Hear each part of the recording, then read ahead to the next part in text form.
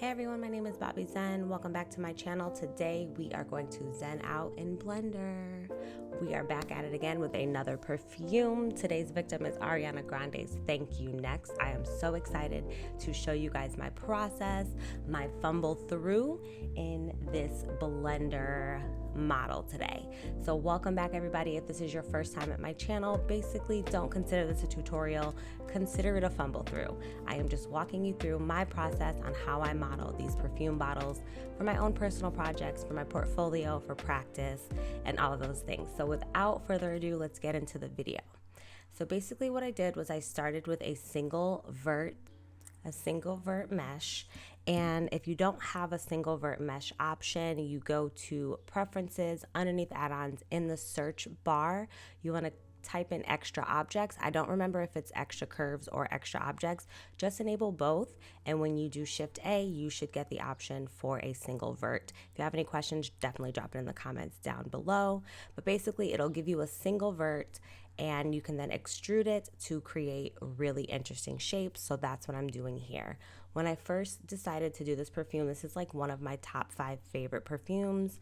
So I was like, I absolutely have to do this one, but I was intimidated by the awkward shape of this like broken heart shell that we have. But once I was introduced to the single vert, I was like, oh my God, game changer. I am so ready to tackle this project. So that's how we got here. So basically what I'm doing is I'm just outlining this reference photo that I found online of the Thank You Next perfume. And I'm just placing verts where I feel like it's appropriate, where it's needed. And my plan going into this was basically to place the verts, fill the face, and then extrude it. I knew at the very least that I could get there by doing that. So that's what we're doing here. Now I have 2 vertices down at the base of this shell here that I need to combine. So you'll see me kind of playing a little bit with collapsing those verts and combining them, merging them. I think I eventually just highlight all the vertices in that area, or those 2 verts, and then collapse them at center. And we then have just the 1 vertices that we're dealing with. So this is the basic outline, and we're gonna start focusing on solidifying the base. Now, I knew that I could tackle this a couple different ways, and if you have some different ways than what I do, definitely drop it in the comments. I'm always looking to learn and hoping to just kind of know all the different ways and the fastest way to get to an end result. So what I did was I selected all of the vertices and then went ahead and pressed F to fill everything.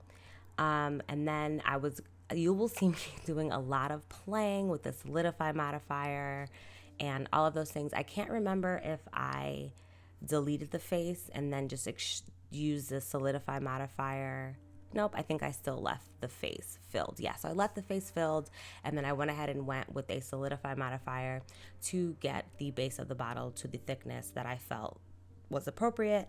I do have the physical Ariana Grande Thank You Next perfume with me as I was modeling this perfume bottle. So I was kind of looking at the reference photo along with the actual perfume in my hand, and you'll see me kind of tweaking things that maybe don't quite make sense based on the reference, but I'm using the physical perfume, if that makes sense, to kind of shift things around. But I'm just kind of tweaking, playing with the solidify modifier. I was watching a bunch of tutorials about utilizing the solidify modifier along with the subdivision modifier.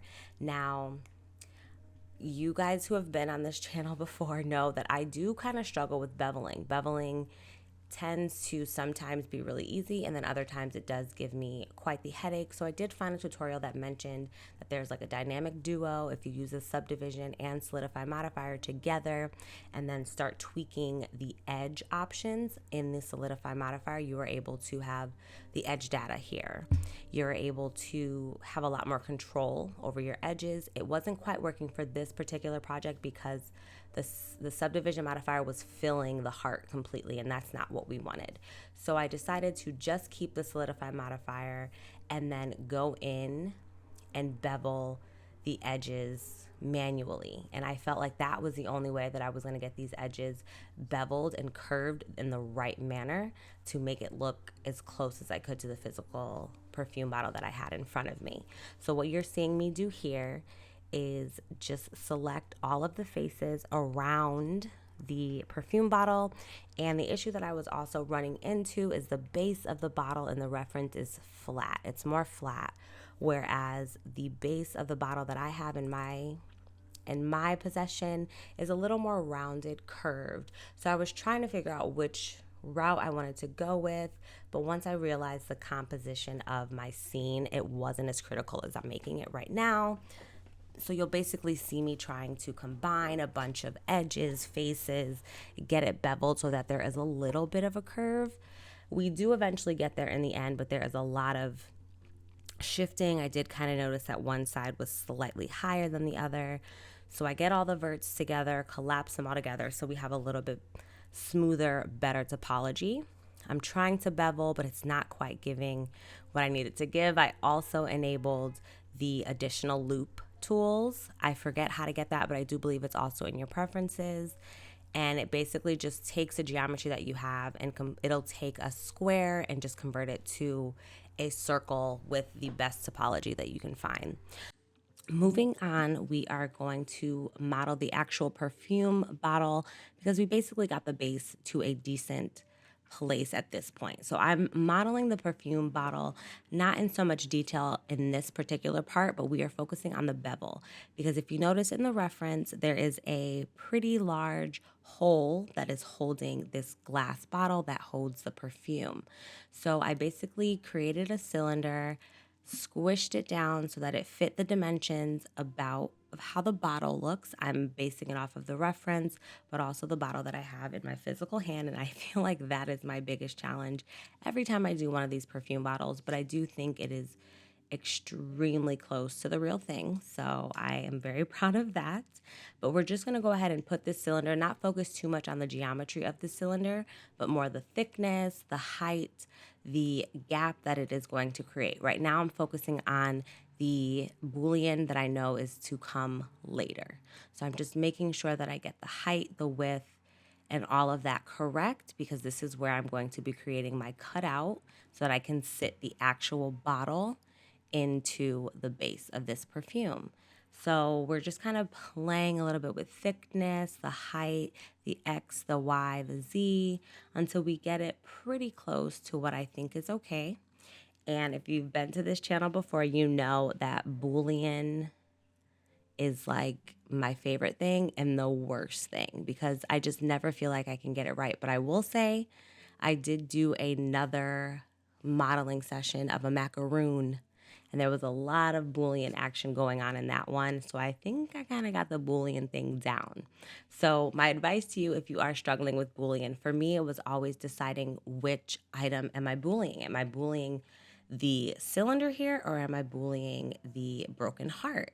So what I like to remember is the object that you want changed is the one that's going to get the Boolean modifier.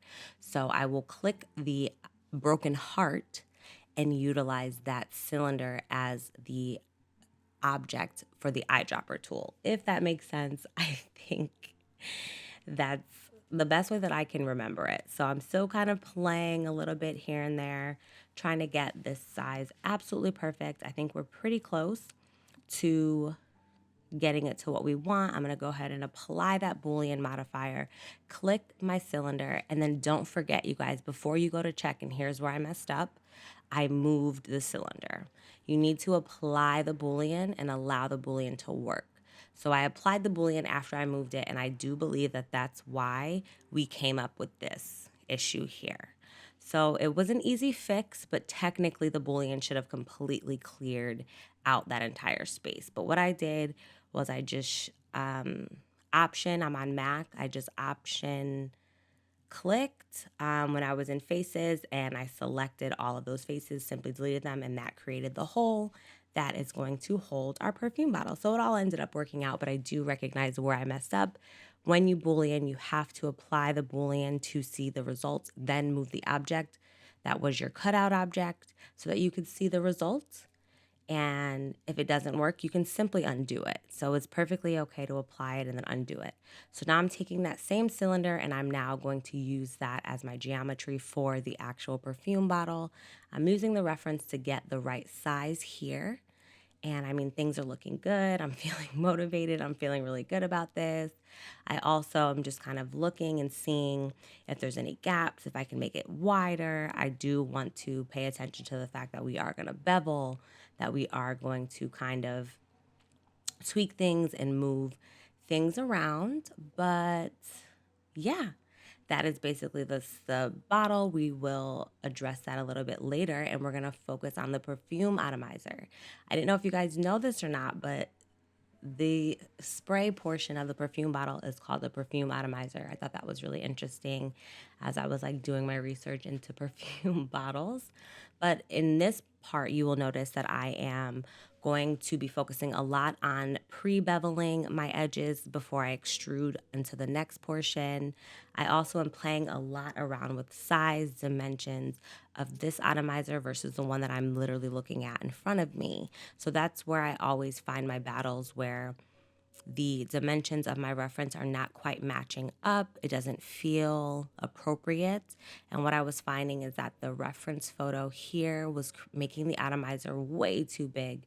And I'm looking at the physical bottle and I'm seeing how tiny that circle is. So I was just kind of going back and forth and kind of challenging myself to see which was the right route. I do think we got there to make sure all the proportions made sense, but you'll see here one big mistake that I'm already making that I think I made in my previous Fenty bottle model is not beveling the edges along the way. So I ran into issues with beveling of the edges after I had already created the geometry, the atomizer it was exactly. So now my solution and what I learned is that as I am going, I'm going to extrude and then I'm going to bevel right that in there. You'll see that I'm doing that now.